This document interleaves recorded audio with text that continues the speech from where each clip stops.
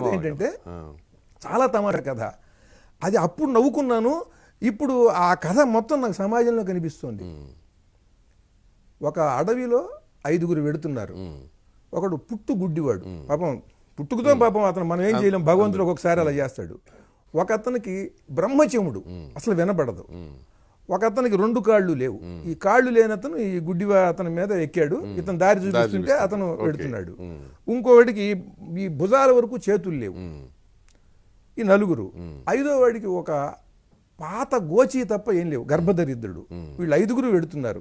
Characters ఇవి. ఇప్పుడు ఉన్నట్టుండి ఈ చెమిటివాడు ఆగండి, ఎక్కడో గుర్రపు డెక్కల చప్పుడు వినిపిస్తోంది అంటాడు. వీడికి బ్రహ్మచముడు. వెంటనే గుడ్డివాడు, అదిగో దూరంగా దుమ్ములేస్తోంది, బందిపోట్లు కాబోలు గుర్రాల మీద ఇటే వస్తున్నారంటాడు. వెంటనే ఈ కాళ్ళు లేనివాడు, అయితే కాలి సత్తువ కొద్దీ పరిగెత్తండి అంటాడు.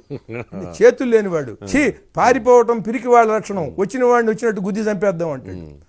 అప్పుడు ఈ గోచి తప్ప ఏం లేనివాడు ఉంటాడు వాడు, ఒరే వాళ్ళు వచ్చి నన్ను దోచుకునే లోపల తొందరగా తేల్చండ్రా ఏం చేద్దాము అంటాడు వీడు. అంతే కథ, అంతే కథ, ఇంతే సింపుల్. చిన్నప్పుడు నవ్వుకున్నామండి. ఇవాళ ఈ 5గురు రాజకీయాల్లోకి వచ్చారు. అవును, ఎవడికి ఏ అర్హత లేదో అది వాడు ఉన్నట్టుగా మాట్లాడుతూ ఉంటాడు. ఇవాళ